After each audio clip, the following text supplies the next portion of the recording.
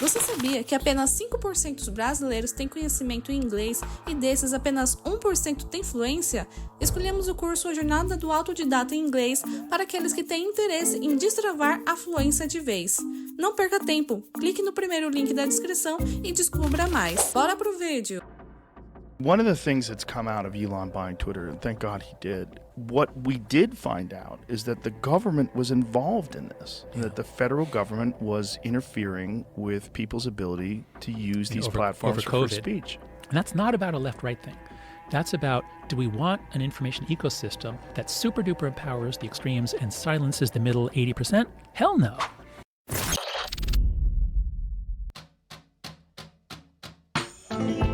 So I was always on the left. I was always a Democrat. Now I'm nothing. I'm an extremely alarmed, patriotic American citizen who sees my country going to hell. I'm in that camp. Yeah, a lot of us are. A lot of us are, politically homeless now. Yeah. But I sort of started my career in political psychology. So my original work was on how morality varies across cultures. I did my dissertation research in Brazil, and then I did some work in India.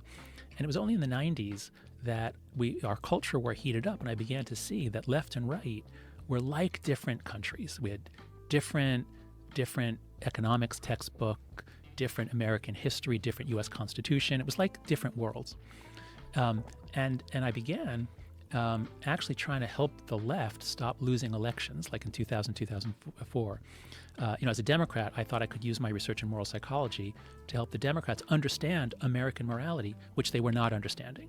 Al Gore and John Kerry, I thought, did a very bad job. So I've all along been sort of critical of the left, originally from within the left. And that's a pretty good way to get a bunch of darts shot at you. Nothing terrible ever really happened to me. I don't want to, lots of people have been truly canceled, shamed, lost their jobs, considered. So nothing like that has ever happened to me. But, when there's some minor thing people take a line out of one of your talks, they put it up online with a commentary about what an awful person you are. Thousands of people comment on it or like it or retweet it. It hurts. It's frightening in a way like nothing else I've ever known. And how many of those people are even real people? Yeah, that's right. This is the real question. That's right. Because it really is in dispute. And it was one of the major disputes when Elon bought Twitter. Right, that's right. I mean, one of the things that's come out of Elon buying Twitter, and thank God he did, as much as people want to talk about the negative aspects, which are real, which I've seen racism and hate go up on Twitter. I've seen it be openly discussed, which is very disturbing. But what we did find out is that the government was involved in this, that the federal government was interfering with people's ability to use these platforms for speech. I mean, because of COVID. Yes, that's right. Yes. That's right. But I feel like that's just a test run. Being able to implement that for that, then you can implement it for so many different things. Dissent about foreign policy issues, dissent about social issues. That's right. There's so many different ways they can do it if they can somehow or another frame it in a way that this is good, better for the overall good of America. Yeah, that's right. So that's why I never talk about content moderation. I'm not interested in it.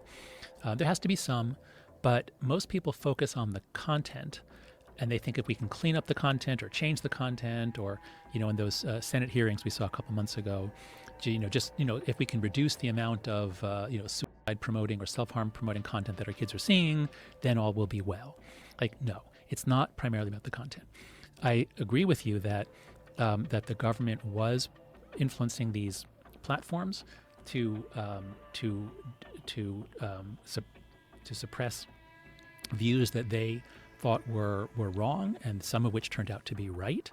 I'm a big fan of my friend Greg Lukianoff, who runs the Foundation for Individual Rights and Expression.